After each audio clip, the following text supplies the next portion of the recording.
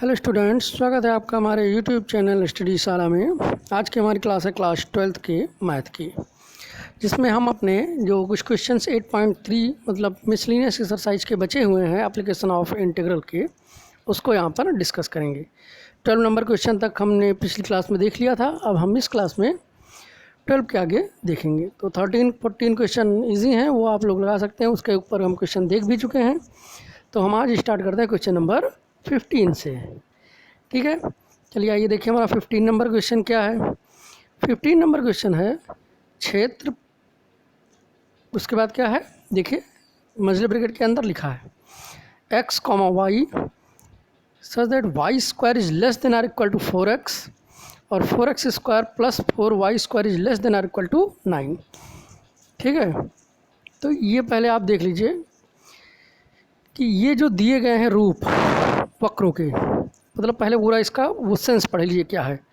इसमें कहा गया है कि यदि x y किसी बिंदु के निर्देशांक हों तो, मतलब इसको अगर समझा जाएगा तो यही समझा जाएगा कि यदि x y किसी बिंदु के निर्देशांक हों तो y square is less than or equal to 4x और 4x square plus 4y square is less than or equal to 9 के बीच का जो एरिया है, जो बद्ध एरिया है का क्षेत्रफल ज्ञात करो। मतलब आप इन दोनों, ये क्या है, ये रैखिक असमिकाएं हैं, इनको असमिका बोलते हैं। जब लेस देन और ग्रेटर देन के रूप में होते हैं तो इन्हें असमिकाएं बोलते हैं। तो ये इन असमिकाओं से बद्ध जो क्षेत्र आ रहा है उसका क्षेत्रफल निकालना है। रैखिक प्रोग्रामन चैप्टर जो है या रैखिक असमिकाएं 11th में रहा होगा, उसमें आपने इसको पढ़ा होगा। ठीक है, इसके लिए हम करते क्या हैं, हम इसको बराबर लगाकर ही लिख लेते हैं। और एक चीज़ आप जान लीजिए, क्योंकि यहाँ पर हमें रैखिक प्रोग्रामन पूरा करना नहीं है तो हमें मिलेगा कैसे चीज़, जो चीज़ हमें चाहिए वो मिली कैसे। तो याद रखिए ये दोनों क्या हैं, मानक रूप हैं। एक परवलय का मानक रूप है, दूसरा वृत्त का मानक रूप है। ठीक है, और इस लेस देन करके लिखा है, तो लेस देन करके लिखा है, इसका मतलब ये हो गया कि इंटरनल एरिया लेना है हमें। ठीक, और अगर यही इस ग्रेटर देन करके लिखा होता, y square is greater then 4x, तो क्या होता, बाहर का एरिया लेना होता। क्यों, देखिए, क्योंकि जब y square is less than or equal to 4x है, मतलब y स्क्वायर की वैल्यू 4x से के बराबर या कम होगी। ठीक, तो x की वैल्यू बढ़ेगी तो y स्क्वायर की वैल्यू क्या होगी, कम होगी। तो आपको जो क्षेत्र मिल रहा है वो क्या मिल रहा है, अंदर वाला ही मिल रहा है, क्योंकि कम आएगा y स्क्वायर का मान। उसी तरीके से वृत्त वाले में भी 4x square plus 4y square is less then 9 इन्होंने बताया है। ठीक, तो ये क्या होता है, त्रिज्या 9 क्या है, अगर इसको हम बनाएं तो क्या होगा, 9/4 बन जाएगा ये। मतलब क्या होगा, x square plus Y square का जो मान होगा वो त्रिज्या से कम होगा, मतलब फिर अंदर वाला। अगर यही इस ग्रेटर देन साइन करके लिखा होता तो क्या होता, बड़ा आता ना, कि x square plus Y square का मान त्रिज्या से बड़ा। और वृत्त में अगर त्रिज्या से बड़ा है कोई चीज़ तो क्या होगा, वृत्त के बाहर ही तो होगा। तो यही यहाँ पर कॉन्सेप्ट इस्तेमाल हो रहा है कि इज लेस देन का साइन है तो इंटरनल एरिया लिया जाएगा, मतलब अंदर की ओर, जो अंदर की ओर पड़ेगा। और इस ग्रेटर देन का साइन लगा होता है तो बाहर वाला एरिया लिया जाएगा। चलिए, अब हमें ये तो समझ में आ ही गया कि हमें करना क्या है। अब हम इन दोनों अपने वक्रों को बराबर लगाकर लिख लेंगे। सिर्फ इतना ही आपको दिया गया था। इसका देने का मतलब यही था कि आप इसे देखें और समझें कि मतलब x y निर्देशांक अगर किसी निर्देशांक को प्रदर्शित करता है तो ये इन दोनों वक्रों से बंधा इंटरनल एरिया, आंतरिक क्षेत्र का क्षेत्रफल बताइए। ठीक, अब आइए देखिए हम करते क्या है। इसमें फिगर बनाने के पहले हमें निर्देशांकों का पता होना चाहिए। ठीक, तो चलिए हम देखिए, पहला वाला क्या था, परवलय y स्क्वायर बराबर 4x। देखिए समीकरण 1 बना दिया उसे।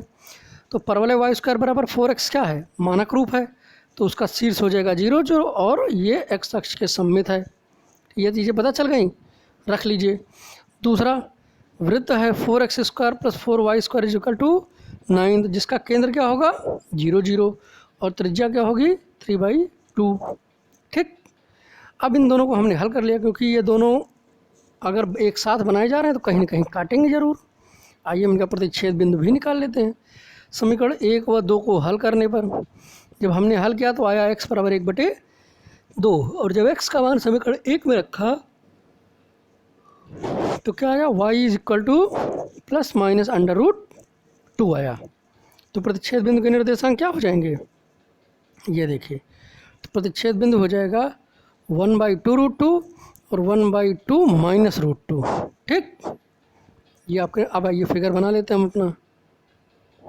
ये देखिए पहला वाला क्या था, परवलय था जिसका शीर्ष 0 0, ये देखिए O बिंदु। ठीक, ये हो गया। और इन्होंने क्या कहा कि एक धन एक्स अक्ष के सम्मित है, मतलब ये वाला बनेगा, ये बन गया आपका परवलय। फिर वृत्त में क्या था, वृत्त था केंद्र 0 0 था और त्रिज्या क्या थी 3/2। तो ये देखिए केंद्र 0 0 मतलब O होगा, केंद्र O ही होगा, और यहाँ से त्रिज्या 3/2, ये देखिए हमने एक्स अक्ष पर नापा तो P पर पहुँचा। तो पीक बिंदु का निर्देशांक भी क्या हो जाएगा 3/2, 0। और एक्स अक्ष पर निर्देशांक क्या होता है, y0 होता है, तो 3/2, 0 हो जाएगा। और अब इसी से हमने क्या बना दिया, ये एक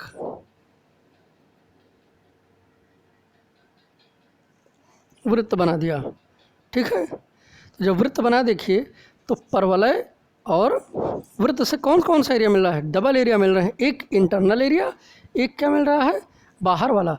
देखा जाए तो बंधा हुआ एरिया तो ये भी है परवलय और वृत्त से, है ना। और वृत्त वाला तो अपने नियम को फॉलो कर रहा है, इंटरनल एरिया, लेकिन परवलय नहीं फॉलो कर रहा है। भाई परवलय में भी तो कहा गया है y² is less then 4x। ठीक, और जबकि ये जो एरिया है जो हमने अभी ये किया है पिंक कलर से, ये क्या है, परवलय का आउटर एरिया है, परवलय का बाह्य क्षेत्र है। तो ये हमारा अभीष्ट क्षेत्र नहीं है, जो हमें चाहिए वो वाला क्षेत्र नहीं है। अभीष्ट कौन सा है, ये। अब हम मिटा देते हैं, ये देखिए। ठीक, ये जो देखिए हमने लाइनिंग किया है ये वाला है, देखिए यही तो है जो वृत्त के अंदर भी है और परवलय के अंदर भी है। ठीक है, तो आपको इसी का एरिया निकालना है। अब इसका एरिया निकालने के लिए क्या करना पड़ेगा, देखिए इसको, ये एरिया कितना हुआ, ORPQO, ये इतना एरिया है जो हमें चाहिए। लेकिन क्या है, ये दो भागों में बटा हुआ है, आधा एरिया एक्स अक्ष के ऊपर है और आधा एक्स अक्ष के नीचे है। अब आप आधा क्यों कह रहे हैं, क्वेश्चन होना चाहिए। तो आधा इसलिए कह रहे हैं क्योंकि वृत्त और परवलय दोनों मानक रूप हैं, और मानक रूप का मतलब ही होता है कि वो सभी नियमों का पालन करे। तो एक्स अक्ष क्या करेगा, उसको पूरा आधा ऊपर आधा नीचे दो बराबर भागों में डिवाइड करेगा, अगर मानक रूप है तो। मानक रूप नहीं होता तो फिर हमें कंडीशन देखनी पड़ती फिर। ठीक है, इसके बाद अजी अब हमें ये तो पता ही चल गया। चलिए अब हमें कितने का निकालेंगे, हम आधे का निकाल के दुगना कर दें, मतलब OPQO ये एरिया निकाल लें और इसका क्या कर दें, दुगना कर दें, अपने आप पूरा हो जाएगा कि नहीं हो जाएगा, हो जाएगा। लेकिन इसमें भी कंडीशन है।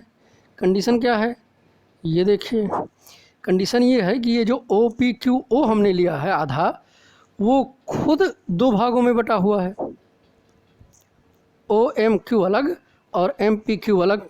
क्यों दो भागों में बटा हुआ है, क्योंकि पूरा OQP एक ही वक्र से नहीं बन रहा है। देखिए भाई, O से परवलय पर चले Q पर पहुँचे, और Q से जब हमने लंब डाला तो वो x अक्ष पर M पर मिल रहा है। ठीक, M पर मिल रहा है ना, मतलब M से लेकर P तक का एरिया कौन बना रहा है, M से P तक का भाग कौन बना रहा है। तो हमने देखा कि M से P तक का भाग क्या बना रहा है, वृत्त बना रहा है। तो मतलब आधा जो हमने लिया था OPQ, वो भी हमें दो भागों में निकालना पड़ेगा। किसमें, OMQ का एरिया निकालेंगे, फिर MPQ का एरिया निकालेंगे और दोनों को जोड़ेंगे, उसके बाद दुगना करेंगे। ठीक, अब ये सब आपको पता क्या करना है, ये आपको पता चल गया। निर्देशांकों को देख लीजिए आप। अभी निर्देशांक में प्रतिच्छेद बिंदु आपने निकाल ही लिया था, क्या आया था 1/2, √2, 1/2, -√2। ठीक, ऊपर वाला और नीचे वाला दोनों निर्देशांक आपको मिल गए। लेकिन हमें दोनों से क्या, हमें तो सिर्फ ऊपर वाले से मतलब है, क्योंकि हम ऊपर वाला ही निकाल के काम करेंगे अपना। ठीक है, तो अब Q का निर्देशांक क्या हो गया, 1/2, √2। जब आपने लंब डाला है तो M पर मिला है ना, Q से जो लंब डाले वो कहाँ मिला है, M पर मिला है। तो M का निर्देशांक क्या हो जाएगा, मतलब x अक्ष पर M बिंदु है, उसका निर्देशांक क्या होगा, तो एम बिंदु कहाँ है, एक्स अक्ष पर है। तो क्यू के एक्स अक्ष का निर्देशांक क्या है, एक्स बिंदु। 1/2 ही तो है भाई, एक्स यही तो है। तो 1/2 कॉमा 0 हो जाएगा। ये देखिए 1/2 कॉमा 0। ठीक, मतलब जब आप ओ एम क्यू का क्षेत्र निकालेंगे, ये ओ एम क्यू वाला निकालोगे तो लिमिट क्या हो जाएगी, 0 to 1/2। और जब आप एम से ये एम पी क्यू का क्षेत्रफल निकालोगे तो लिमिट क्या हो जाएगी, 1/2 to 3/2 हो जाएगी। ठीक है, आइए अब हम अपना वर्क करते हैं।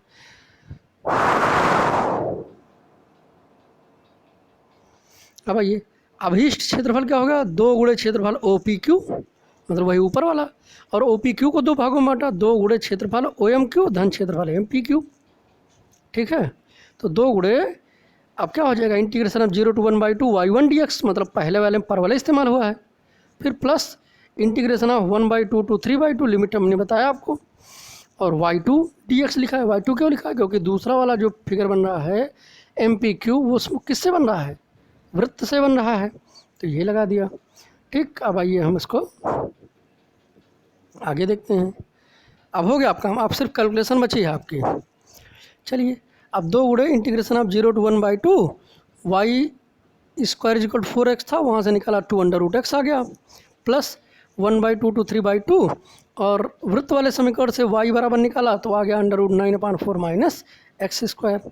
ठीक, अब ये तो आप आसानी से कर लेंगे। इस वाले का इंटीग्रेशन क्या आ गया, ये देखिए आ गया 2 × x³ 3/2 और ये देखिए इसका क्या होगा, 9/4 - x² अंडर रूट में जो है, तो यहाँ फार्मूला लगेगा, √a² - x² का फार्मूला लगेगा। क्या होता है formula, x/2 √a² - x² plus 9/8 sin² x/a। ठीक, वही वाला फार्मूला आपको यहाँ पर लगा देना है। ठीक है, x√x² a² - x² का। ठीक, लगा देंगे आप, उसके बाद लिमिट लगा देनी है आपको। सीधी सी अब कैलकुलेशन बची है। अगर आपसे कैलकुलेशन गलत होती है तो फिर ये आपके लिए बहुत ही बुरी बात है, क्योंकि तब इससे आपका नुकसान ज़्यादा होगा। आप पूरा क्वेश्चन लगा डालेंगे, कॉन्सेप्ट भी सही लाएंगे, कैलकुलेशन अगर गलत करेंगे तो मज़ा नहीं आएगी फिर। ठीक, तो इसलिए सावधानीपूर्वक अपनी कैलकुलेशन कर लीजिए, इसका आंसर आ जाएगा आपका। यहाँ पर जब आप करते हुए आएंगे, एक जगह आपको मिलेगा ये 2√2/3 - 1/√2 प्लस 9/4 sin−1 - sin−1 1/3। ठीक, ये मिलेगा आपको। अब चाहे तो आप sin−1 की वैल्यू रखकर भी उतना भी छोड़ सकते हैं भाई, sin−1 की वैल्यू π/2 रख दीजिए और उसके बाद जो आ रहा वही छोड़ दीजिए, वही आंसर कर दीजिए। और नहीं तो हम क्या करेंगे, जो अंक है उनको जोड़ लिया, प्लस इसमें हमने फार्मूला लगा दिया sin−1x - sin−1y। फार्मूला क्या होता है, sin−1x √1 - y² minus y √1 - x²। ये उसके बाद सॉल्व कर दीजिए, आपका काम ख़त्म हो गया। ठीक, तो ये था हमारा क्वेश्चन नंबर 15, जो आप लोग कर ले जाएंगे। ठीक, अब आइए हम अपना देखते हैं क्वेश्चन नंबर 16 नंबर क्वेश्चन है हमारा, वक्र y = x³। ये दिया गया है, x अक्ष एवं कोटियों x = -2 x = 1 से घिरे क्षेत्र का क्षेत्रफल। ठीक है, अब दिया गया वक्र क्या है, y = x³ है। इस तरीके का कोई भी क्वेश्चन हमने नहीं पढ़ा है, कोई भी वक्र हमने नहीं पढ़ा, हमने स्क्वायर तक ही पढ़ा है भाई। परवलय, अतपरवलय, दीर्घवृत्त ये सब क्या हैं, स्क्वायर में ही बने हुए हैं। हमने स्क्वायर का और कोई एरिया, क्यूब का कोई एरिया पढ़ा ही नहीं है।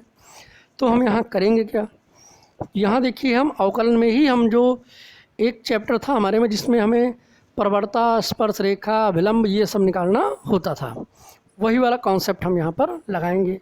हमने क्या किया, देखिए dy/dx कर दिया, मतलब जो परवलय दिया गया था उसका क्या किया, सॉरी परवलय कह रहे हैं, जो वक्र दिया गया था उसका हमने क्या किया है, अवकलन कर दिया। क्या गया, dy/dx = 3x², मतलब प्रवणता निकाल लिए। ठीक, क्या गया, 3x² धनात्मक है, मतलब धनात्मक और वर्धमान, अतः वक्र वर्धमान है। इसके बाद ये हमें पता चल गया कि वक्र जो है वर्धमान है, धन x अक्ष से वर्धमान है, ये पता चल गया। चलिए ठीक है, वर्धमान मतलब कि हमेशा मूल बिंदु से या एक्स अक्ष से दूर जा रहा है, क्योंकि प्रवणता हमेशा क्या होती है, एक्स अक्ष से बताई जाती है ना। तो ये है इसका मतलब। अब इसके बाद आइए हमारा अगला स्टेप क्या होगा। इसके बाद हमने क्या किया, देखिए हम इसकी कोई ऐसी स्पर्श रेखा निकालते हैं जो क्या हो कि जीरो हो। मतलब हमने ले लिया कि dy/dx बराबर जीरो, ठीक। प्रवणता ले ली शून्य। जब प्रवणता शून्य ले ली हमने, मतलब हमें देखेंगे ना कि ये एक्स अक्ष पर या कहाँ स्पर्श कर रहा है। प्रवणता आप ले लेंगे जब जीरो, तो पता चलेगा आपको कि यहाँ कहाँ पर इसका वो क्या है, एक्स अक्ष पर झुकाव शून्य है, मतलब स्पर्श कर रहा है। तो हमने dy/dx बराबर क्या ले लिया, जीरो ले लिया। तो हमें 3x² बराबर जीरो या x बराबर जीरो आ गया। मतलब हमें ये पता चल गया कि दिया गया वक्र x बराबर जीरो पर स्पर्श करता है, ठीक है। हमें ये पता चल गया प्रवणता बराबर जीरो रखने पर, ठीक है भाई। प्रवणता, अब आप सोचेंगे यही क्यों आया भाई, जब आपकी प्रवणता 3x² आई थी तो हमें तो ये पता ही चल गया ना कि ये x का फंक्शन बन गया है।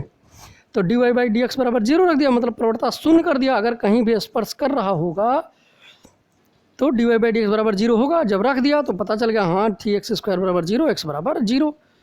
मतलब हमें ये पता चल गया कि हाँ x बराबर जीरो पर हमारा ये जो वक्र दिया गया है ये स्पर्श करता है, ठीक है। ये हमारा बन गया। अब ये क्लियर हो गया। अब हमारा आगे बढ़ते हैं हम। मतलब वक्र x अक्ष पर x बराबर जीरो पर स्पर्श करता है, ये चीज़ें पता। अब आगे देखिए,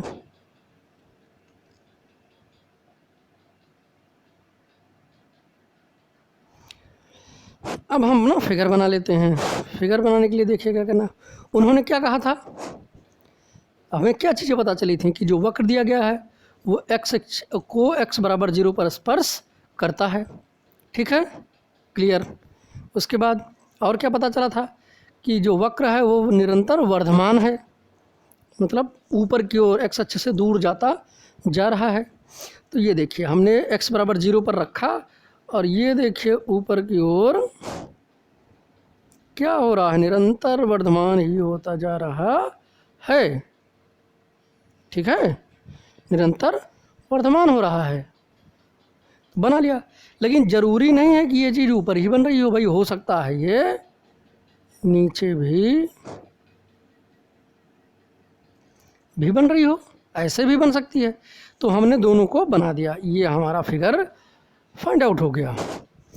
अब उन्होंने हम आपसे क्या कहा था कि एक्स अक्ष, ये एक्स अक्ष भी बना दिया। उन्होंने क्या कहा था, कोटियों x बराबर -2, ये देखिए x बराबर -2 बना दिया। और x बराबर 1 कहा था, ये x बराबर 1 बना दिया। अब देखिए इन चारों से बंधा हुआ एरिया कौन सा है, कौन सा है, यही जो हमने लाइनिंग किया है, ये वो एरिया है जो इन दोनों से बंधा हुआ है, ठीक है। अब इसी का क्षेत्रफल हमें निकालना है। तो हम क्या करें, देखिए इनके नामों को हमने दे दिया है, ठीक। देखिए ये दाहिने तरफ वाले को हमने OPT कह दिया और बाएं तरफ वाले को हमने QOS कह दिया, ठीक। दो भाग हमको मिल गए। यहाँ पर क्या करेंगे हम, यहाँ पर हम दोनों का अलग अलग क्षेत्रफल निकाल लेंगे और जोड़ लेंगे, ठीक। मतलब अभीष्ट क्षेत्रफल तो क्या होगा, अभीष्ट क्षेत्रफल तो कहा जाएगा QSOPT, लेकिन निकालेंगे क्या हम कि QSO धन OPT, इस तरीके से। आइए अभीष्ट, हाँ, निर्देशांकों को निकाले सबसे पहले, ये तो हम भूल ही रहे थे। अब जैसे ये आपको बताया गया है कि ये वाली जो रेखा है ये क्या है, x बराबर -2 है, तो ये x अक्ष को कहाँ पर काटेगी, -2, 0 पर। उसी तरीके से ये वाली रेखा क्या है, x बराबर 1 है ना, तो ये P पर काट रही है। P का निर्देशांक क्या होगा, 1, 0। निर्देशांक आपको मिल गए। O का निर्देशांक आप जानते हैं 0, 0 होता ही है, परमानेंट। तो हम क्या करेंगे, x अक्षीय आधार लेंगे, क्योंकि हम देखें अगर तो हमारा वक्र x अक्ष पर ही टिका हुआ है, ठीक। तो बेस हमारा क्या हो जाएगा, x अक्ष, मतलब लिमिट ली जाएगी x अक्ष की। अब आइए हम देखते हैं क्वेश्चन, ठीक। मतलब हम क्या करेंगे, हम इस भाग का एरिया निकालेंगे और इस भाग का एरिया निकालेंगे और जोड़ देंगे। तो पहले वाले का जब निकालेंगे तो लिमिट क्या होगी, -2 to 0। फिर भाई इधर से दाहिनी तरफ जा रहे हैं ना, ये हम इधर जा रहे हैं ऐसे, भाई Q से P की तरफ जा रहे हैं, तो Q से O की लिमिट, फिर O से P की लिमिट, मतलब 0 to 1 की लिमिट हो जाएगी। अब आइए देखिए आप, ये देखिए अभीष्ट क्षेत्रफल क्या हो जाएगा, क्षेत्रफल OQS O, ये हो गया, धन क्षेत्रफल OPTO। OPT या OPTO आप जो भी किए दोनों सही है, कहीं कहीं आपको 3 में मिलेगा, कहीं 4 में लिख दे रहे हैं, ठीक है, उससे कोई कन्फ्यूजन मत पालिएगा। कुल मिलाकर यहाँ जिस भी वक्र की बात की जा रही है वो बंधा हुआ है, क्लोज डायग्राम है, ठीक है। अब आइए, पहला वाला ये वाला इस्तेमाल हो रहा है कौन से, सब में y1 ही इस्तेमाल, एक ही वो दिया गया है तो वही आपका इस्तेमाल हो रहा है, बस लिमिट की बात है। तो इस वाले में लिमिट क्या होगी, -2 to 0। तो ये देखिए -2 to 0 y1 dx, प्लस इस वाले का लिमिट क्या होगी 0 to 1, तो 0 to 1 y1 dx। y1 क्या है आपका, y बराबर x³ ही तो है, वही हो जाएगा आपका। ये देखिए क्या हो गया, -2 to 0 x³ dx plus 0 to 1 x³ dx, x³ का हो जाएगा x⁴/4, 0 to -2। ये पूरा आपका सिंपल कैलकुलेशन बची आपकी, ये आप आसानी से कर सकते हैं, 17/4 इसका आंसर हो जाएगा, ठीक है। ये था आपका क्वेश्चन, इंपॉर्टेंट क्वेश्चन है, देख लीजिएगा। ये जो हमने ब्रैकेट बना दिया है ये थोड़ा सा गलत हो गया था, तो ये इसको आपको छोड़ देना है। अब हमारा अगला क्वेश्चन है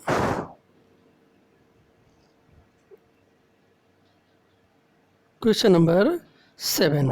क्या दिया गया है आपको, हमें दिया गया है कि वक्र y = x mod of x, x अक्ष एवं कोटियों x = -1 तथा x = 1 से घिरे क्षेत्र का क्षेत्रफल। तो देखिए आप, दिया गया समीकरण क्या है, y = x mod of x, ठीक है। आप नहीं जान पा रहे होंगे लेकिन हम देख के जान गए हैं कि हाँ ये परवलय ही बनेगा, क्योंकि x × mod of x, x जब mod of x से आएगा x ही बाहर, भले एक बार पॉजिटिव आए एक बार नेगेटिव आएगा, भाई mod of x आए तो मतलब एक बार +x बाहर लेंगे, एक बार -x बाहर लेंगे। आपको हमने कई बार बताया वक्र में यही फंक्शन होता है मॉड का, ठीक। तो एक बार होगा y बराबर +x², एक बार होगा -x², तो बनेगा तो परवलय ही। तो वही हम यहाँ पर किया जा रहा है, वही देखिए कर भी रहे हैं। जब x > 0 तो mod of x बराबर क्या होगा, x, भाई फंक्शन वही, जब x का मान 0 से बड़ा होगा तो mod of x का मान क्या होगा, पॉजिटिव आएगा हमेशा। तो ये y बराबर x² होगा, समीकरण 1 बना दिया। फिर जब x < 0 होगा तो क्या होगा, mod of x की वैल्यू क्या आएगी, नेगेटिव -x आएगी, तो y = क्या होगा, -x² हो गया। ये हो गया हमारा इक्वेशन 2। अब ये दोनों देखिए, ये वाला एक और 2 दोनों क्या है, मानक रूप हैं, तो यहाँ हम बहुत ज़्यादा आपको नहीं कर रहे हैं। मानक रूप का मतलब क्या होगा कि शीर्ष 0 0 और y बराबर x² के रूप में है, इसका मतलब क्या होगा, वो मतलब सॉरी y बराबर x² बराबर y के रूप में है। तो दोनों क्या हैं, पहला वाला धन y अक्ष के सम्मित है, दूसरा वाला -y अक्ष के सम्मित है। भाई माइनस लगा है ना, देखिए y बराबर -x² है, जब पक्षांतर करोगे तो x² बराबर -y होगा, तो आपको ये कर लेना है, ठीक। तो इसमें परवलय पता चल गया था। अब हमें देखना है इसका हम फिगर कैसे बनाएंगे, ठीक। ये फिगर देखिए, इसका फिगर में क्या करना है, अब आपको एक पता, एक वक्र है क्या, x² = y, तो वो आप उसको बना लीजिए ऊपर की ओर, ये बनेगा, ये x² = y मतलब y अक्ष के सम्मित और शीर्ष होता है 0 0, ये बनेगा। देखिए हमने लिख दिया इसलिए यहाँ पर। दूसरा क्या था, x² बराबर -y, तो ये देखिए ऐसे बन जाएगा, -y अक्ष के सम्मित, ये बन जाएगा, ठीक है। और उसके बाद आपको क्वेश्चन में ही बता दिया गया था कि x बराबर -1 और x बराबर 1, ये भी दोनों दिए गए थे, तो x बराबर -1 बनाइए, ये देखिए ये बन जाएगा, और x बराबर +1 देखिए ये बन जाएगा, ठीक। अब देखिए कि इन सब की चारों, मतलब इन चारों वक्रों की मदद से ये वाला परवल है, ये वाला परवल है, ये दोनों रेखाएं, इन दोनों की मदद से आपका वो क्या हो रहा है, बंध कौन सा रहा है। ठीक है, तो हम देख रहे हैं कि हमने जो लाइनिंग की है, देखिए यही वाला एरिया है जो इन सब की मदद से बंधा हुआ है। ठीक, ये ORS और OPQ दो अलग अलग भिकर बन रहे हैं ना, एक भाई एक बन रहा है चौथे चतुर्थांश में, एक बन रहा है पहले में। तो यही दोनों आपके अभीष्ट क्षेत्रफल हैं जिन्हें निकालना है हमें। अब इनका देखिए लिमिट निकाल लेते हैं हम, सॉरी लिमिट कह रहे हैं, लिमिट के लिए हमें इनके निर्देशांकों का पता होना चाहिए। O बिंदु का निर्देशांक 0 0 है, ये हमें पता ही है। ठीक है, R बिंदु का निर्देशांक क्या होगा, तो आपको बताया गया है कि RS क्या है, x बराबर -1 रेखा है ना, तो x बराबर -1, x को कहाँ पर काटेगी, x अक्ष को -1, 0 पर, और x बराबर -1 ये वाली रेखा कहाँ काटेगी, 1, 0 पर। ठीक है, तो ये आपका पूरा मिल जाएगा। मतलब आप क्या करेंगे, आप ORS का क्षेत्रफल निकालोगे इस वाले का, तो लिमिट क्या होगी, -1 to 0। ठीक, और प्लस OPQ का क्षेत्रफल निकालोगे तो क्या होगा, लिमिट क्या होगी, 0 to 1। ठीक है, और हम ये देखिए जब OPQ में कौन सा वक्र इस्तेमाल होगा, y बराबर x², और ORS में कौन सा इस्तेमाल होगा, y बराबर -x²। ठीक, आइए हम अपना देखते हैं। ये अभीष्ट क्षेत्रफल बराबर क्षेत्रफल PQO धन क्षेत्रफल ORSO। ठीक, मतलब एक में लगेगा आपका y1 0 to 1। देखिए हमने यहाँ पर पहले 0 to 1 वाला निकाला है, OPQO, ये देखिए OPQO। ठीक है, पहले हमने OPQO निकाले ये वाला, तो इसका क्या हो जाएगा, इंटीग्रेशन ऑफ कौन सा, y बराबर x² वाला ना, मतलब पहला वाला। तो इंटीग्रेशन ऑफ 0 to 1 की लिमिट y1 dx, प्लस दूसरा वाला जब करोगे ये वाला, तो क्या होगा, इंटीग्रेशन ऑफ -1 to 0, और वक्र कौन सा इस्तेमाल होगा, दूसरा वाला, y बराबर -x² वाला, y2। ठीक, अब आप सोच रहे होंगे इसमें 0 to 1 कहे हैं सर जी, तो इसमें -1 to 0 क्यों कहे, 0 to 1 क्यों नहीं कहे। तो देखिए भाई, हम बाएं तरफ से दाहिने तरफ बढ़ रहे हैं ना, आप -1 से 0 जाइए, फिर 0 से 1 की तरफ जाइए। पहले आप ये पहले नंबर पर निकालिए, ये दूसरे नंबर पर निकालिए। हमने थोड़ा सा क्रम हमारा चेंज हो गया, हमने पहले उसको लिख लिया था इसलिए उसको ही किया है। लेकिन हमेशा छोटे से बड़े की ओर लिमिट लगाओगे ना, आपको क्षेत्रफल निकालने से मतलब है, लिमिट से मतलब नहीं है कौन से पर अपर बनाए हो कौन से लोअर बनाए हो, हमें तो मतलब क्षेत्रफल से है। निगेटिव आएगा तब भी हमें आंसर पॉजिटिव ही देना है, और पॉजिटिव आएगा तब भी हमें निगेटिव पॉजिटिव देना है। ठीक है, तो इसलिए छोटे से बड़ा लिमिट लगाएंगे हम, जिससे हमें ही आसानी रहेगी भाई।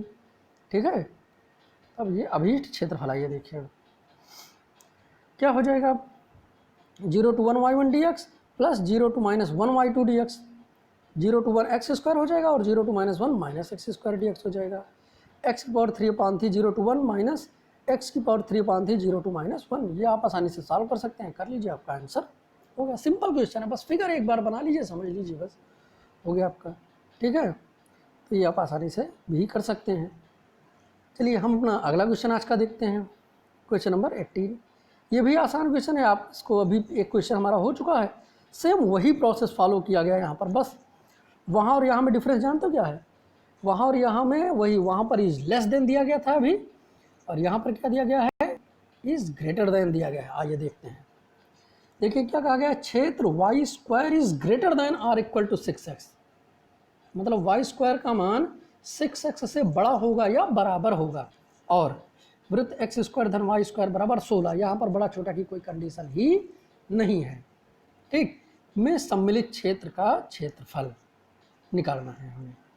तो दिया गया है y² is greater than or equal to 6x, तो हम तो y² बराबर 6x ही समीकरण एक मानते हैं ना, आपकी का समीकरण में बड़ा होगा, y बराबर लगाकर लिख के उसके बाद उसके बिंदुओं को निकाल के बना लेते हैं, बाद में ट्रेसिंग करते हैं कि कौन सा क्षेत्र अभीष्ट होगा। तो y² बराबर 6x, अब यहाँ पर हमें ट्रेसिंग अनुरेखण नहीं करना है, ट्रेसिंग नहीं करनी है, हम देख के ही जान जाएंगे कि हाँ ये बाहर वाले क्षेत्र की ही बात कर रहा है। Y square is greater than और इक्वल टू 6x मतलब परवलय का बाह्य क्षेत्र जो परवलय के बाहर है, तथा एक्स स्क्वायर धन Y square is equal to 4 square. ठीक है, और अब इनका दोनों का प्रतिच्छेद बिंदु भी निकाल लें, फिर फिगर बनाते हैं आराम से। ठीक है, क्योंकि हम जानते हैं कि काटेगा तो जरूर ही, बद्ध क्षेत्रफल की बात किया है तो काटेगा जरूर। तो आइए हम पहले इनका प्रतिच्छेद निकाल लें तब बात करें। फिर समीकरण 1 व 2 को हल करने पर, जब समीकरण 1 और 2 को हल करोगे क्या करोगे, वाई स्क्वायर बराबर 6x है, उसको उठा के दूसरे में रख दो, X square plus 6x minus 16 is equal to 0 द्विघात समीकरण बन जाएगा, जहाँ से आपकी 2 वैल्यू आएगी। x बराबर क्या आई है, -8 और 2 आएगी। आप ये हल करके यहाँ लाइएगा, हमने डायरेक्टली कर दिया है। x is equal to -8 and 2i, 2 value i, लेकिन x is not equal to -8।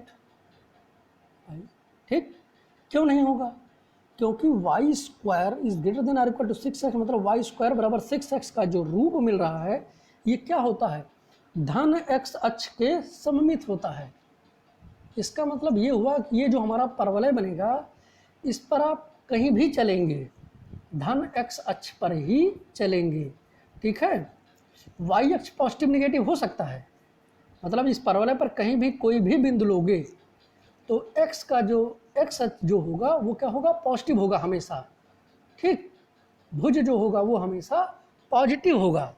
जो कोटि होगी मतलब y जो होगा, y बिंदु, y x कामा y दो होते हैं ना, तो x हमेशा पॉजिटिव होगा, y पॉजिटिव निगेटिव कुछ भी हो सकता है। तो इसका मतलब x इज इक्वल टू -8 संभव नहीं है, ये अग्राह्य है। तो इसके लिए हमने इसको क्या किया, छोड़ दिया। ठीक है, देखिए रीजन हमने लिख दिया इसलिए कि परवलय एक धन x अक्ष के सममित है, इसलिए x बराबर -8 संभव ही नहीं है। अगर यही होता वाई स्क्वायर बराबर -6x तो -8 होता, तब 2 आप छोड़ देते। ठीक, चलिए हम आगे बढ़ते हैं। अब तब क्या हो जाएगा हमारा, इसलिए x बराबर क्या हो जाएगा 2, तो y बराबर x बराबर 2 मान रखिए वहाँ पर, तो क्या बन जाएगा y इज इक्वल टू +-2√3। ये आपका आ गया। तो प्रतिच्छेद बिंदु के निर्देशांक क्या हो गया आपके 2, 2√3 और 2, -2√3। भाई परवलय और वृत्त एक दूसरे को दो जगह तो काटेंगे ही काटेंगे, तो वही दो निर्देशांक आपको मिल गए। अब आइए हम उनका चित्र बना लेते हैं। ठीक है, देखिए आपको पहला क्या दिया गया था, परवलय। परवलय क्या था, Y square is equal to 6x मतलब मानक रूप है जिसका शीर्ष होता है 0, 0 और धन x अक्ष के सममित है। ये देखिए हमने बना लिया। भाई 8 हमारी उतनी स्ट्रॉन्ग नहीं है, इसलिए फिगर में थोड़ा सा हो जाता है, कोशिश हमने भी करते हैं अच्छे बने। ठीक, तो ये बन गया हमारा परवलय। इसके बाद क्या कहा गया है, वृत्त कहा गया। वृत्त की इक्वेशन आपको दी गई थी, एक्स स्क्वायर धन वाई स्क्वायर इक्वल टू 16 मतलब 4 स्क्वायर। त्रिज्या क्या हो गई, तो केंद्र क्या हो गया 0, 0 और त्रिज्या हो गई आपकी ये देखिए 4, और यहाँ से हमने ये वृत्त बना दिया, ये बन गया। तो ये P बिंदु है, P बिंदु का निर्देशांक क्या होगा 4,0 होगा कि नहीं होगा, क्यों, क्योंकि OP की दूरी क्या है 4 है, तो 4,0 ये आपका हो गया। प्रतिच्छेद बिंदुओं को आपने निकाला था वो भी आपने लिख दिया। ठीक है, यही दोनों प्रतिच्छेद बिंदु होंगे। भाई ऊपर देखिए Q क्या है, पहले चतुर्थांश में है, x y दोनों पॉजिटिव होंगे तो 2 + 2,2√3 लिखा जाएगा। R में क्या होगा, x पॉजिटिव y निगेटिव, तो ये देखिए ये वाला लिखा जाएगा, हो गया आपका। लेकिन अभी ये डिसाइड नहीं हुआ कि कौन सा अभीष्ट क्षेत्र है। ये जो ब्लैक पेन से हमने किया है हॉरिजॉन्टल लाइन की जो परपेंडिकुलर लाइन है ग्रीन पेन से किया गया है। अब देखिए कैसे निकालते हैं आप इसको। क्या दिया गया था आपको, Y square is greater than 6x मतलब वाई स्क्वायर का मान 6x से बड़ा होगा, तो क्या होगा मतलब बाह्य एरिया, तो परवलय का क्या होगा बाह्य एरिया, यही तो होगा, सॉरी यही तो होगा बाह्य एरिया।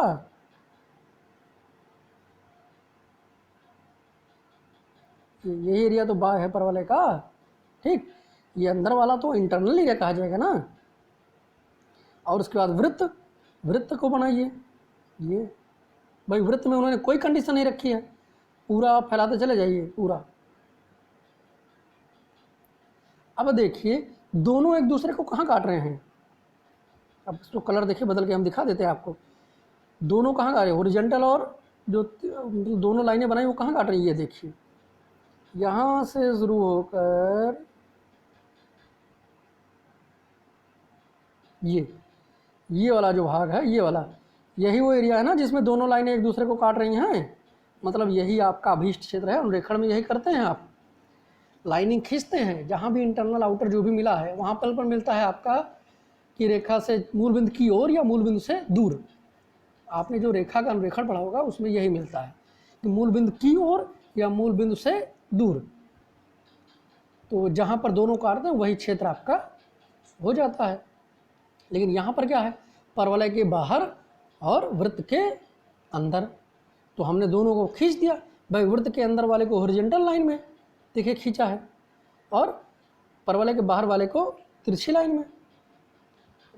दोनों ने जिस भाग में दोनों ने काटा है वही वाला भाग हमने ले लिया। ठीक, तो ये जो ग्रीन बांधा हुआ है, ग्रीन एरिया जो बनाया है वही आपका अभीष्ट हो गया। यही एरिया आपको निकालना है। क्लियर हो गया। अब इसको हम इरेज कर देते हैं।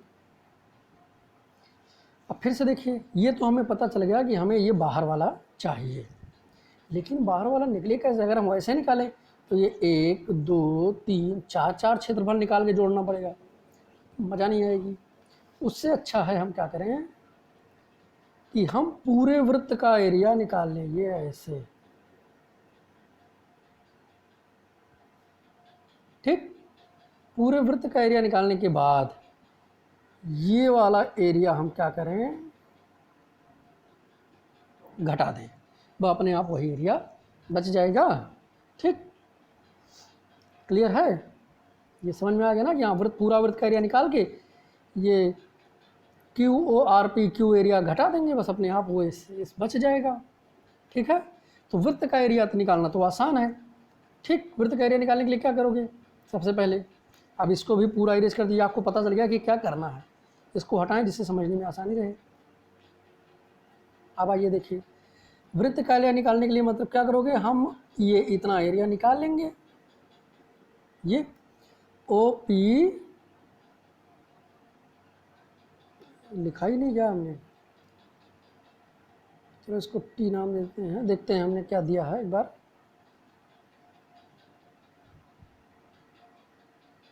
अच्छा, यहाँ पर नाम दिया ही नहीं, सीधे हल कर दिया है, तो जरूरत भी नहीं पड़ी, वृत्त नाम से ही पता चल जा रहा था। तो ठीक है, उससे कोई दिक्कत नहीं है। तो ये आपको निकालना है। आप इतना एरिया निकाल के क्या करेंगे, हम इसे 4 गुना कर देते थे ना, वही हमारा प्रोसेस है कि हम ये पूरा पिंक कलर जो हमने किया है उसका क्षेत्रफल निकाल लेंगे और उसके बाद क्या करेंगे, 4 से गुणा। तो 4 गुणे क्षेत्रफल OP, अगर हम इसको T माने होते तो OPT, 4 गुणे क्षेत्रफल OPT। अब OPT का क्षेत्रफल कैसे निकलेगा भाई, x अक्ष आधार मान रहे हो तो लिमिट क्या लगेगी, 0 to 4 की। तो इंटीग्रेशन ऑफ 0 to 4 वृत्त का क्षेत्रफल, मतलब वृत्त के इक्वेशन से आप y बराबर निकाल लीजिए dx। ये देखिए हमने यहीं पर यही किया है। देखिए ये अभीष्ट क्षेत्रफल क्या होगा, देखिए अभीष्ट क्षेत्रफल बराबर वृत्त का क्षेत्रफल माइनस क्षेत्रफल QORP Q। लेकिन अब हम इतना बड़ा कैलकुलेशन एक साथ नहीं कर सकते, गलत जरूर हो जाएगा, इसलिए हम क्या करेंगे, वृत्त का क्षेत्रफल निकालेंगे अलग और वो वाला एरिया परवलय वाला निकालेंगे अलग। तो देखिए वृत्त का क्षेत्रफल क्या हो गया, 4 × 0 to 4 y2, वृत्त इस्तेमाल हो रहा है ना, तो y2 dx। तो 4 0 to 4 integration of 4 × integration of 0 to 4 4 square minus x square, क्या बना, √a² माइनस एक्स स्क्वायर का रूप बना कि नहीं बना, बना है ना। वही वाला फार्मूला लगा के आप इसका एरिया निकाल लीजिए। ठीक, जब इसका एरिया आप पूरा हम दिखा देते हैं आपको, ये देखिए पूरा एरिया निकल जाएगा तो आपका आ जाएगा 16 पाई। ठीक है, ये आपका आ जाएगा 16 पाई। देखिए इस जगह पर हमने 4 जो हम भूल गए थे तो हमने पीछे लिख दिया है, ये इस जगह पर जो 4 ये है वो यहाँ पर है, तो हम मिस हो गया था, वहाँ दोनों जगह भूल गए थे लिखना ही। तो ये आपका 16 पाई आ जाएगा वृत्त का। ठीक, इसके बाद क्या करोगे, जब वृत्त का एरिया निकल जाएगा तब आपको क्या निकालना है, ये एरिया निकालना है, ये एरिया। लेकिन ये भी आप जान दें परवलय क्या है, मानक रूप है, तो एक्स अक्ष क्या कर रहा होगा, 2 बराबर भागों में बांट रहा होगा। इसके फिर क्या करोगे आप, जब 2 बराबर भागों में बांट रहा है तो आप इतने का एरिया निकालोगे और क्या करोगे, दुगना कर दोगे, 2 से गुणा। ठीक, पीछे भी हमें क्वेश्चन में यही चीज़ किए थे।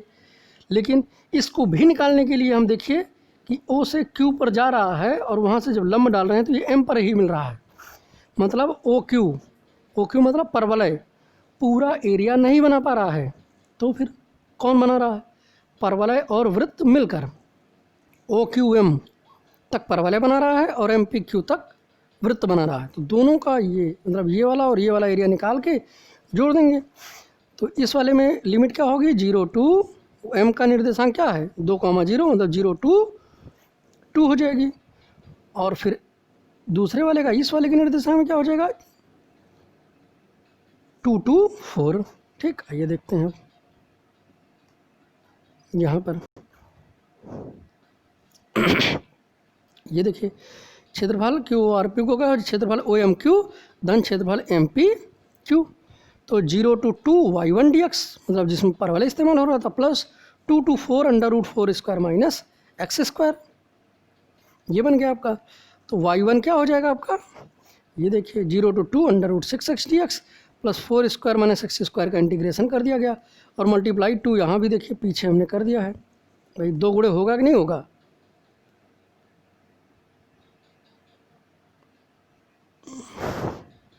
अरे यहाँ पर मिस हो गया, इन दोनों जगहों पर मिस हो गया है। यहाँ पर मल्टीप्लाई 2 आप कर देंगे, ठीक, मल्टीप्लाई 2 क्योंकि 2 गुणे होगा ना भाई, तो वही चीज़ आपको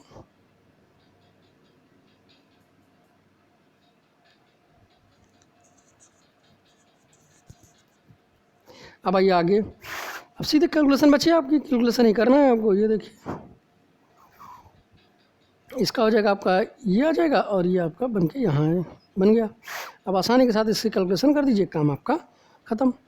जो आएगा वही आपका हो जाएगा। ये देखिए इतना आ गया, ठीक, ये आ गया किसका? जो परवलय और वृत्त का कॉमन एरिया जो बन रहा था, जो घटाना है आपको। अब अभीष्ट क्षेत्रफल क्या हो जाएगा? 16p वृत्त का क्षेत्रफल माइनस ये वाला, तो हमने डायरेक्टली देखिए लिख दिया है, ठीक है। ये घटा दीजिए, ये आपका अभीष्ट क्षेत्रफल हो गया, ठीक। लंबा क्वेश्चन है लेकिन कुछ कठिन नहीं है, सिर्फ कैलकुलेशन थोड़ा सा गुणा भाग आप कहीं मिस ना कर रहे हैं, कोई चिन्ह ना छोड़ रहे हो, ठीक है। हाँ, कैलकुलेशन ये है कि थोड़ी सी बड़ी पड़ जाती है, 7-8 स्टेप की, तो ये आपको देख लेनी है। चलिए अगला क्वेश्चन हम अपना देखते हैं आज का, और यही लास्ट क्वेश्चन है, लेकिन इसमें आपको ध्यान भी देना है। इसके क्वेश्चन में इसकी संभावना भी ज़्यादा है। क्या है दिया गया है? वाई अक्ष y बराबर कॉस एक्स एवं y बराबर साइन एक्स, ठीक। उसके बाद क्या लिखा देखिए, x is greater than or equal to 0 and less than or equal to π/2, मतलब जहाँ x क्या है 0 से बड़ा या बराबर है और π/2 से छोटा या उसके बराबर है, मतलब x का मान 0 से π/2 तक है, से घिरे क्षेत्र का क्षेत्रफल हमें निकालना है। तो फिर क्या करेंगे हम? पहला क्या दिया गया है आपको? y बराबर कॉस एक्स, दूसरा क्या दिया गया है? y बराबर साइन एक्स। और चूंकि इनसे घिरा क्षेत्रफल है, इसका मतलब ये दोनों एक दूसरे को कहीं ना कहीं काट रहे होंगे, तो इनका हम निकाल लेते हैं प्रतिच्छेद बिंदु 1 और 2 को हल करने पर। साइन एक्स बराबर कॉस एक्स आ जाएगा, जहाँ से हम बना लेंगे tan x is equal to 1, x is equal to π/4 और x बराबर π/4, तो y इज इक्वल टू 1/√2 आ जाएगा। हो गया। आइए अब इसके आगे, मतलब प्रतिच्छेद बिंदु के निर्देशांक आपको मिल गए, π/4, 1/√2। अब आगे देखिए, फिगर बनाइए। एक्स अक्ष और वाई अक्ष दोनों, एक्स वाई बराबर एक्स कॉस एक्स और वाई बराबर साइन एक्स का आप वो जानते ही हैं ग्राफ, ठीक। कॉस का ग्राफ शुरू होता है 1 से और साइन का ग्राफ शुरू होता है 0 से। तो पहले हम 0 से स्टार्ट करते हैं। देखिए साइन का ग्राफ, तो साइन का ग्राफ कहाँ 0 से स्टार्ट हुआ, फिर क्या होगा π/4 और π/2। ये देखिए हमने π/2 पर अधिकतम होता है ना, और ऐसे ही घूम कर ये यहाँ पर ऐसे ये हुआ 180। अगर हमने इसे बढ़ाया होता तो हमें वहाँ तक जाने की ज़रूरत नहीं है, क्योंकि x का मान आपको पहले से ही दिया गया है 0 से π/2 तक। तो ये हो गया। इसके बाद कॉस का बनाइए। कॉस का कहाँ से शुरू होता है? कॉस 0 का मान क्या होता है? +1 होता है ना, तो +1 से स्टार्ट करिए और ऐसे आते हुए π/4 पर क्या होता है? दोनों के मान बराबर होते हैं, वहाँ काटा और फिर आ गया π/2। कॉस π/2 की वैल्यू क्या होती है? 0 होती है ना। फिर ये क्या होगा? ऐसे घूमेगा, ठीक, ऐसे ही जाएगा, ऐसे घूम के फिर बाहर जाएगा। ठीक, ये यहाँ से यहाँ तक ऐसे आएगा और इसके बाद फिर यहाँ से ऐसे घूमकर बाहर जाएगा। तो हमें उससे मतलब नहीं, हमें तो कहाँ तक, π/2 तक कहा गया है ना। ये इसी के अंदर जो बंधा हुआ एरिया है, क्या कहा उन्होंने, y बराबर x कहा, y बराबर y अक्ष कहा था, और y बराबर sin x cos x, ठीक, और जहाँ पर x बराबर 0 से π/2 के बीच में। तो इन तीनों से बंधा एरिया कौन है, y अक्ष cos x और sin x। यही जो लाइनिंग की गई है यही तो एरिया है जो y अक्ष से और y बराबर cos x, y बराबर sin x तीनों से घिरा हुआ है। ठीक, इसी का क्षेत्रफल आपको निकालना है। चलिए ठीक है, अब इसको इरेज करिए। फिर से इसे देखिए, अब ये तो पता चल गया कि हाँ यही वाला एरिया निकालना है। अब देखिए ये, ठीक है। अब जब आप देख रहे हैं कि O से Q तक गया और Q से अगर हम लंब डालें तो y अक्ष पर पड़ेगा, कहाँ पड़ेगा, M पर। ठीक है, तो क्या हो रहा है, जो साइंस वाला ग्राफ है Q पर काट रहा है, Q पर ही वो ख़त्म हो जा रहा है, उसके बाद बाहर निकल जा रहा है हमारे क्षेत्र से। तो वहाँ से जब हमने लंब डाला तो वो कहाँ मिल रहा है, M पर। तो हमारा पूरा एरिया तो बना नहीं, अभी भी कुछ भाग बचा हुआ है। तो बाकी का भाग मतलब OQM कौन बना रहा है, sin x। लेकिन जो बच गया MQP वो कौन बना रहा है, तो हम देख रहे हैं कि उसको बना रहा है cos x वाला ग्राफ। ठीक है, तो यहाँ पर आप क्या करेंगे कि आप यहाँ भी दो भागों में निकलेगा, वही वृत्त वाले की तरह ही। OQM एक भाग, मतलब ये हो जाएगा आपका पहला भाग और ये हो जाएगा आपका दूसरा भाग। ठीक, दोनों का क्षेत्रफल निकाल के जोड़ देना है। प्रतिच्छेद बिंदु आपने निकाला ही था, π/4, 1/√2 Q का निर्देशांक। तो M का निर्देशांक क्या हो जाएगा, 0, 1/√2 हो गया, ये भी निकल गया।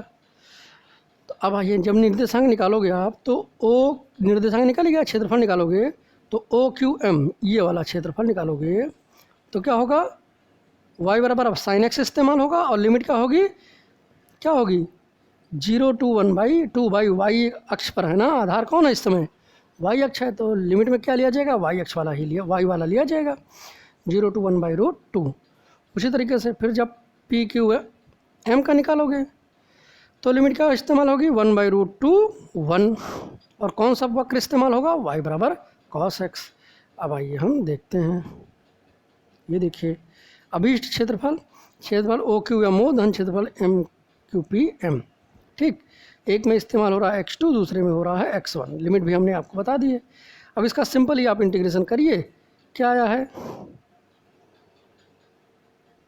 x2 का मतलब दूसरे इक्वेशन से, x1 का मतलब पहले से। ठीक है, और पहली बात x1 x2 क्यों लिखा गया है, क्योंकि आपका आधार क्या हो गया है, y हो गया है ना। तो आप इक्वेशन किस में बनाओगे, x बराबर बनाओगे। ये देखिए 0 to 1/√2 साइन इनवर्स y और 1/√2 1 cos इनवर्स y dy। तो 0 to 1/2 1 into sine inverse y 1 into cos inverse y। Khandsa वाला फार्मूला लगा के हमने इसका इंटीग्रेशन कर दिया, ये आप जानते होंगे, बहुत ही कॉमन है। और इसका पूरा इंटीग्रेशन करके लिमिट लगाइए। कैलकुलेशन थोड़ी सी इसकी बड़ी दिखेगी आपको, ठीक, तो जो आप कर सकते हैं इसको करिए, सॉल्व करिए, और ये आपका एप्लीकेशन ऑफ इंटीग्रल्स पूरा हो गया। ठीक है, आपका ये ख़त्म हो गया, इसको आप कंप्लीट कर लीजिए। जिन क्वेश्चन को समझने में दिक्कत हो रही है तो हम उसमें जल्द ही 11th का एक वीडियो बनाएंगे, आपको लिंक अवेलेबल करवा देंगे, जिससे आप इनके फिगर्स को समझने के लिए उस वीडियो को देख लेंगे तो आप इनके फिगर्स को और भी आसानी से समझ सकते हैं। ठीक है, इसका हेल्पिंग वीडियो भी हम जल्दी ही बना देंगे। तो थैंक यू क्लास।